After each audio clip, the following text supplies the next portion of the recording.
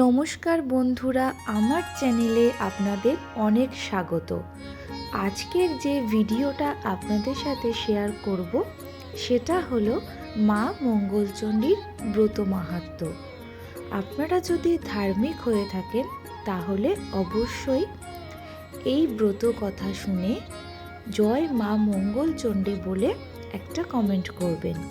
তো এবার জেনে নেওয়া যাক আজকের ভিডিওর মূল বিষয় কি কি। মা মঙ্গলচণ্ডীর পুজো কেন করা হয় জেনে নিন এই পুজোর মাহাত্ম্য আর ব্রত কথা। জ্যৈষ্ঠ মাসের প্রতি মঙ্গলবার মা মঙ্গলচণ্ডীর আরাধনা করা হয়, তাই এই ব্রতের নাম মঙ্গলচণ্ডী পুজো। জ্যৈষ্ঠ মাসে প্রতি মঙ্গলবার এই ব্রত পালন করতে হয়।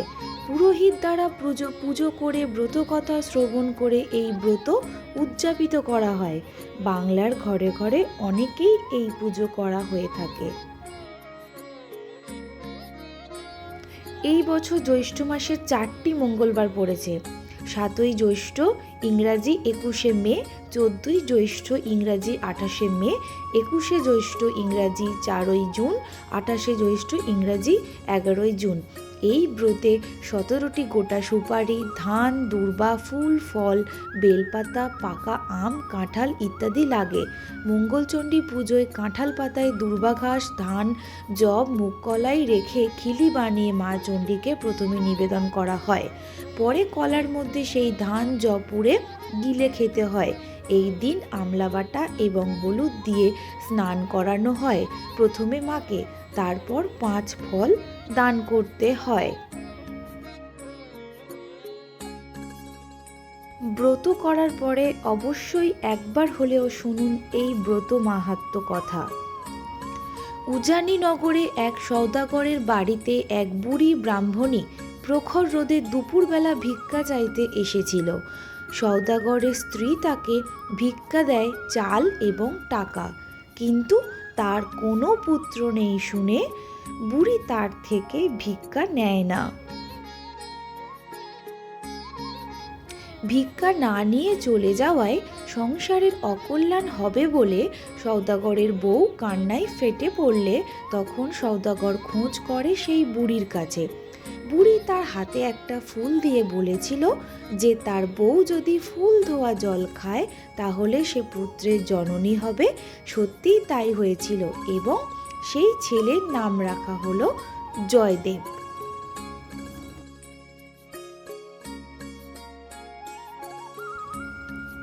এবার সেই বুড়ি ব্রাহ্মণী আর এক সওদাগরের বাড়িতে উপস্থিত হয়েছিল।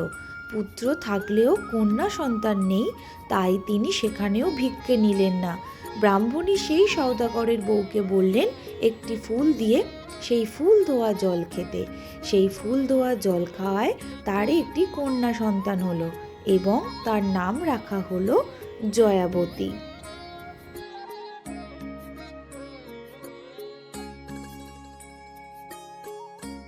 জয়াবতী এবং জয়দেব পাশাপাশি দুটি গ্রামে বড় হতে থাকে। তারা একসঙ্গে খেলে বেড়ায়। জয়দেবের পূজা অর্চনায় অত ভক্তি নেই, কিন্তু জয়াবতীর এ ব্যাপারে খুব বিশ্বাস ছিল। সে নিয়ম করে মা মঙ্গলচণ্ডীর পুজো করত।